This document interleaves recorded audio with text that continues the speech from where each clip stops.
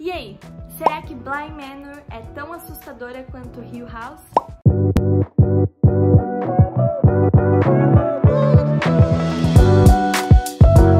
Oi pessoal, aqui é a Natália Nunes e hoje a gente vai falar um pouquinho sobre The Haunting of Bly Manor.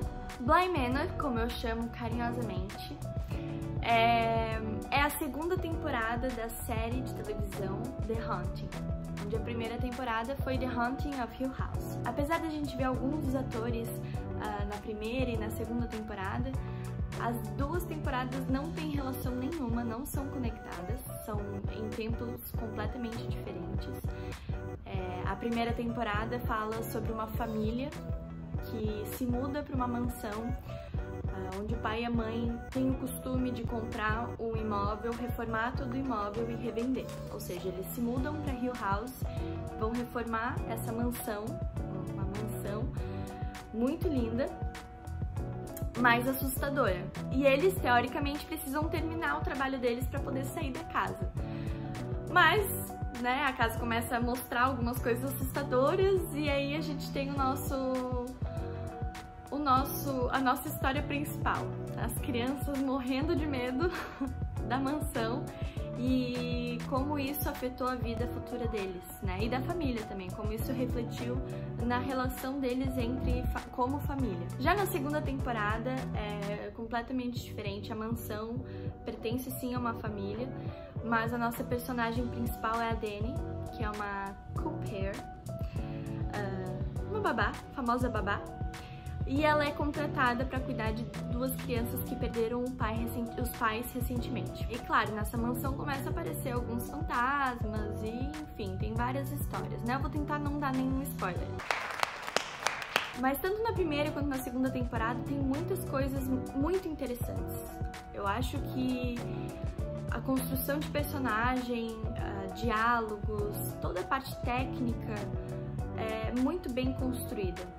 O criador, Mike Flanagan, é um nome que vai aparecer muito, principalmente no mundo do suspense, do terror, e eu acho que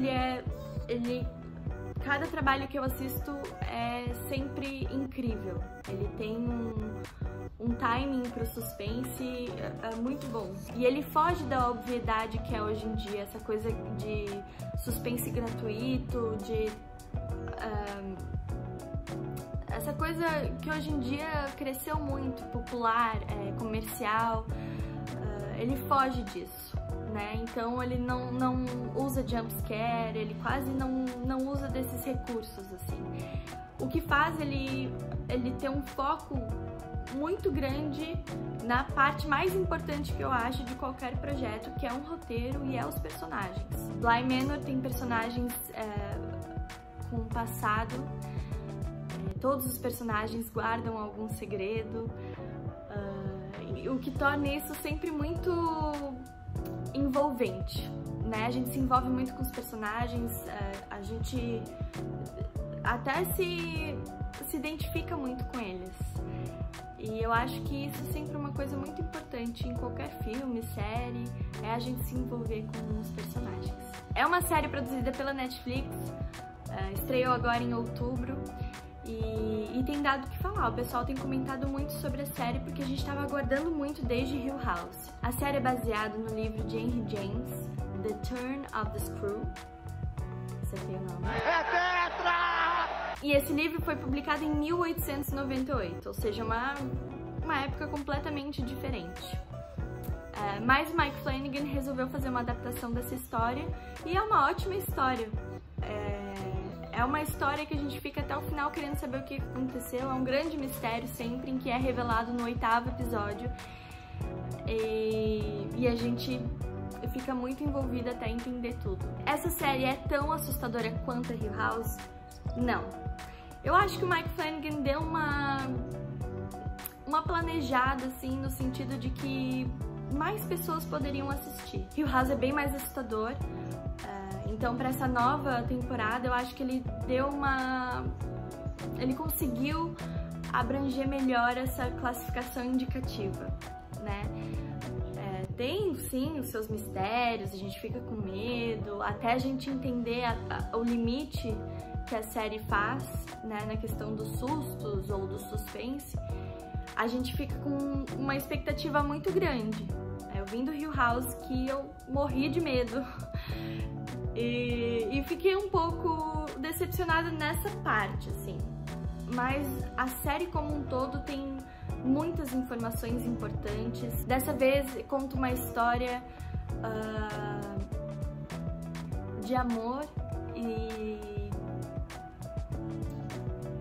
eu não posso falar muita coisa, mas é uma história de amor e de como isso se reflete na época ou na situação em que os personagens estão inseridos. Enfim, eu não posso falar muito sobre o assunto. Mas uma coisa bem importante que eu achei interessante na série é que o Mike Flanagan, ele é o criador da série, ele não dirige todos os episódios, não escreve também todos os episódios, mas ele produz, então ele tá sempre envolvido, né? E eu acho que ele tem uma característica muito grande, que é, ao invés dele ficar jogando na cara do espectador o espírito, o fantasma, o susto, o medo, ele deixa sempre tudo muito escondido. Então, uma das coisas legais de se fazer enquanto tu assiste o Bly Manor é procurar os espíritos escondidos nos planos, no filme, nas cenas que a gente tá assistindo. E pode ter certeza que na maioria delas tu encontra pelo menos um escondido, sempre. E é muito interessante também a escolha dele no sentido de que sim, os espíritos são assustadores, eles nos assustam, eles nos perseguem, enfim. Mas nesse caso, é muito relacionado com a culpa que os personagens carregam. Então, eu tava conversando com uma amiga esses dias e ela apontou isso, eu achei interessante. Em que a culpa que a gente carrega, né, cada um tem seus segredos, é muito mais assustador do que espírito por si só, né? Essa é a verdadeira razão da gente ficar apavorada, da gente não dormir à noite ou da gente ficar preocupada, né? É a culpa que a gente carrega, as emoções que a gente carrega. Então acho que vale a pena. Mike Flanagan é um cara que vai aparecer muito ainda, principalmente no mundo do suspense. Pra quem não assistiu, ele é o diretor de Doutor Sono, que é a continuação de O Iluminado, e maravilhoso, eu indico muito o Mike Flanagan. E acho que esse terror, esse suspense, ele não é nada óbvio. E vale a pena conferir, porque hoje em dia a gente necessita de coisas novas, coisas não óbvias, coisas bem escritas e coisas bem produzidas, que é o caso de Bly Manor.